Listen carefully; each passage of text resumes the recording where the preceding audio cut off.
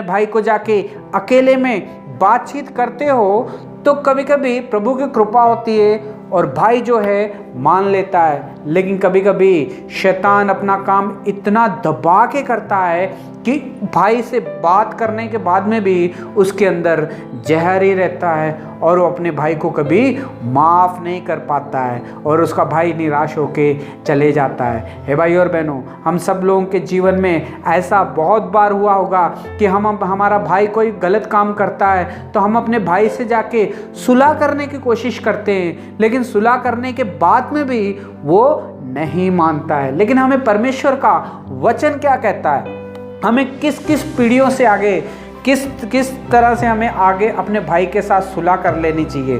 वचन में लिखा है, अगर वो आप अकेले बात करोगे, अगर वो आपकी अकेले की भी बात को नहीं मानता है तो हमें जो है अपने साथ कलीसिया के और भी 2-3 भाइयों को लेके या अपने भाई को लेके फिर से उसे मनाने के लिए चले जाना चाहिए। हे भाई और बहनों, अगर वो मानेगा तो बहुत ही अच्छी बात है, परमेश्वर की महिमा हो। अगर वो नहीं मानेगा तो भाई और बहनों फिर जाके कलीसिया से कह देना। हे भाई और बहनों, आज परमेश्वर इस वचन के द्वारा हमसे बात कर रहा है। हम भी जब प्रभु यीशु मसीह को जान लेते हैं, उद्धार पा लेते हैं, प्रभु यीशु मसीह से लहू से धुल जाते हैं, बपतिस्मा ले लेते हैं, सेवा करते हैं, सब कुछ करते हैं, लेकिन कभी कभी हम अपने भाई के अपराध को जो है क्षमा नहीं कर पाते हैं। कभी कभी जाके उससे अकेले में जाके बात करें, ये भी नहीं हम कर पाते हैं। कभी कभी हम वचन में लिखा है कि अगर आप अकेले से डर लगता है आपको जाने से अपने भाई के पास,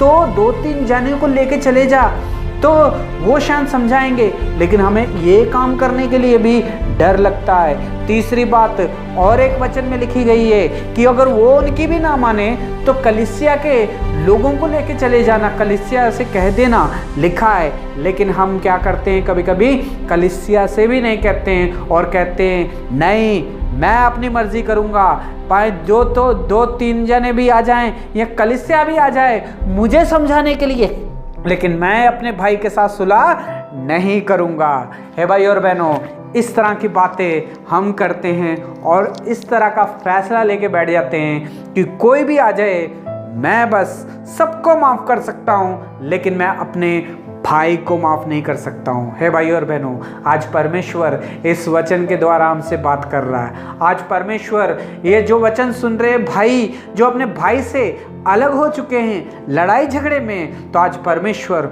वो भाइयों से भी बात कर रहा है। वचन में लिखा गया है कि अपने भाई से जाके सुलह कर ले।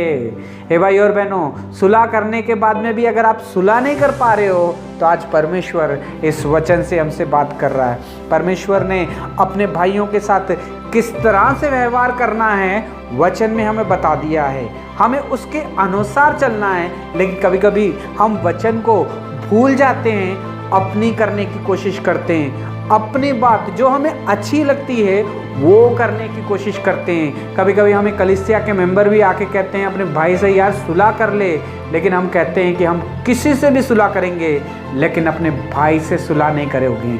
हे भाई और बहनों, कहीं ऐसा फैसला लेके आप तो नहीं बैठे हो? अगर ऐसा फैसला लेके आप बैठे हो कि मैं सबसे सुलह कर सकता हूँ, अपने भाई के साथ सुलह नहीं कर सकते हो, तो भाई और बहनों, परमेश्वर के साथ हमारी संगति नहीं रहेगी, परमेश्वर की आत्मा हमारे अंदर काम करना बंद कर देगी। क्योंकि परमेश्वर जो है प्यार है और जो परमेश्वर का डर भय मानता है वो भी प्यार करता है, और वो प्यार जो है अपने भाई से भी करेगा, अपने भाई के अपराध को क्षमा करेगा, अपने भाई के गलतियों को नज़रअंदाज करेगा कि ये तो मेरा भाई है, क्योंकि वचन में ऐसा लिखा गया है। हे भाई और बहनों, आज परमेश्वर इस वचन के द्वारा हमसे बात कर रहा है। हमारा जीवन कैसा है? क्या आप भी अपने भाई को समझाने गए लेकिन वो नहीं समझा? आप भी 2-3 जन लोगों के साथ अपने भाई को समझाने गए, वो फिर भी नहीं समझा? कलीसिया समझाने गई, वो फिर भी नहीं सुना? तो अपने भाई को महसूल लेने वाला समझ लेना, यानी कि महसूल लेने वाला समझ लेना, उसे अनिजाति समझ लेना जिसके अंदर परमेश्वर का डर ही नहीं है। हे भाई और बहनों, जो इंसान